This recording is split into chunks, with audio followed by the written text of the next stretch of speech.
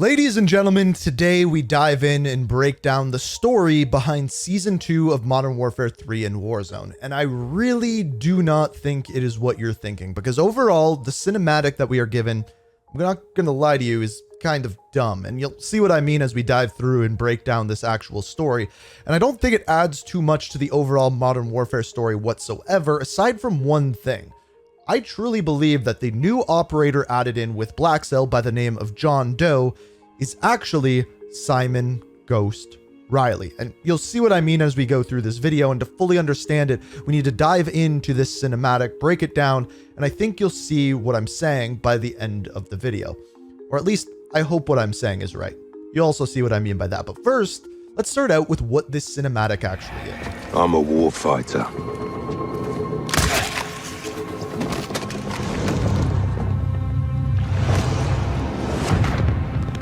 I am the company I keep.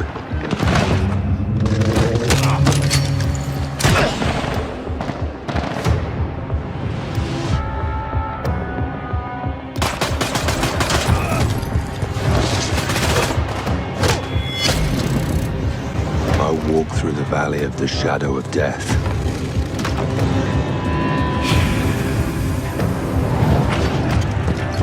And come out the other side.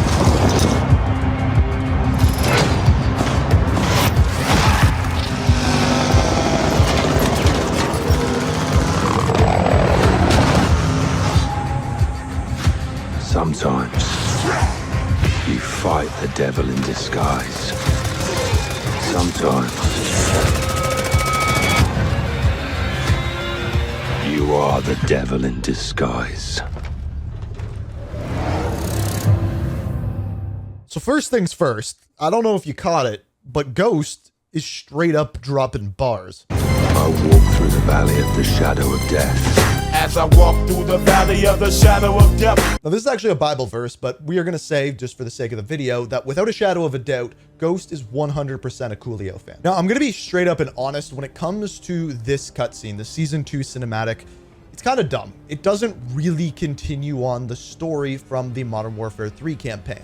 With Season 1, we saw something completely different. You see, at the very end of the Modern Warfare 3 campaign, they were kind of focused on the evil characters. There was two things that we knew for sure. First of all, Vladimir Makarov eliminated Soap McTavish, after which escaping and going completely into Wind. The other thing that we knew is that we had Nolan, Vladimir Makarov's right-hand man, captured, and in the Season 1 cutscene, it shows us and tells us that Nolan has escaped. And then there's a whole diatribe by Nolan explaining his allegiance to Makarov and why he follows him, what his beliefs are, and digging us a deeper hole as to who these evil characters are and why they are doing what they are doing, seemingly setting up for what the evil characters are going to do next within Season 2, Season 3, and onward. Even going further to kind of explain why he has gone to Urzikstan and what is going on in that location moving forward. Now, once again, going into Season 2. So this cutscene essentially shows us a battle between Ghost, Kate Laswell, against the new character by the name of John Doe. There's a couple of interesting things when it comes to the new characters, though, that I want to show you first. Now, when looking at our new characters in Season 2 bios, we first off have Rick Grimes, who they give us an entire backstory on him, none of which relates to Call of Duty whatsoever. In fact, it essentially summarizes the backstory of The Walking Dead and his story behind that. However, we do have our new character by the name of John Doe, where everything is redacted and we assume that he's just a skeleton of some sort. But the one that's interesting to me is Kate Laswell. Kate Laswell is a character that we know the background of. She works with Task Force 141. What's going on there?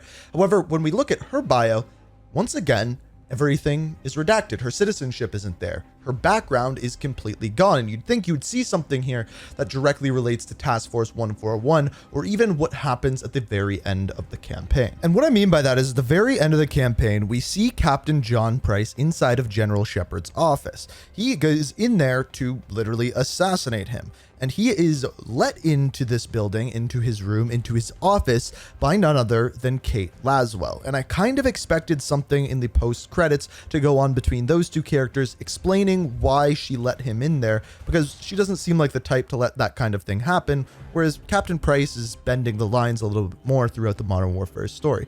But again, in her bio, we see nothing. So this brings us back to the Season 2 cutscene, and in it we see Kate Laswell actually out in the field, working alongside Ghost, and assumably working alongside Task Force 141, fighting against our new character, John Doe. Now there's two ways we could take this. We could take this literally and not be able to take too much away from it, or we could take this cutscene figuratively. Let me start with the former.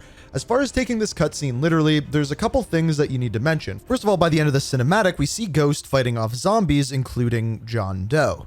And this is where the Kate Laswell part comes in, because her story with zombies goes much deeper. We know that she was one of the people in charge of Operation Deadbolt, the operation behind the entire story of Modern Warfare Zombies, bringing Soap McTavish in there. Keep in mind that this story in Modern Warfare Zombies took place before the events of even Modern Warfare 2.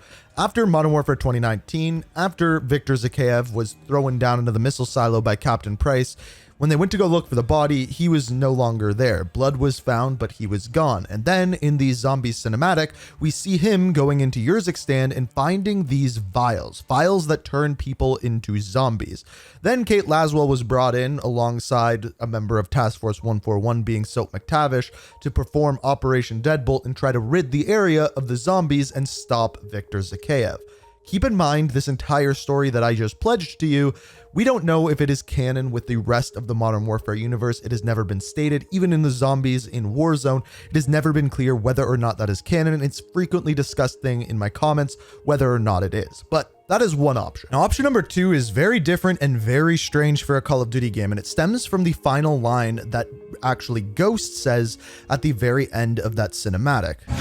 Sometimes you fight the devil in disguise. Sometimes you are the devil in disguise. Now this is where the title of the video comes from. Ghost is John Doe. What he is saying there is that sometimes you fight the devil in disguise, but sometimes that person is yourself. What this trailer actually seems to be is none other than Ghost fighting his own demons, trying to figure out what is going on inside his own head. That is why he's fighting zombies and all of these other things, almost as if this is a dream sequence, and that is why zombies are in multiplayer. That is why zombies are in Fortune's Keep.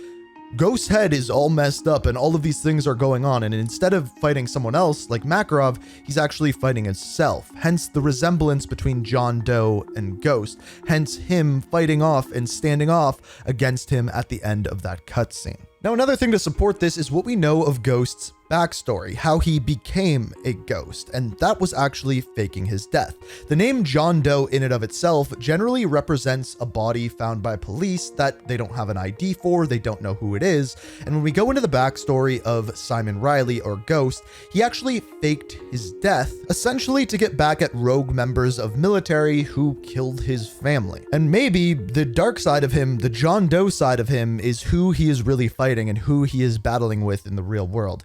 Hence, he is fighting his demons, zombies, dead bodies, things along those lines, and hence why I believe he, Simon Riley, or Ghost, is actually John Doe. So the reason why I say I hope I'm right about this is because if that is not the case, if John Doe isn't Ghost and he's not fighting his own demons, this cinematic is completely pointless. It doesn't add to the story of Modern Warfare. It doesn't add to the game whatsoever. If anything, it is just promotional material for the season, which is silly because it was never released as a trailer. It was released as a cinematic.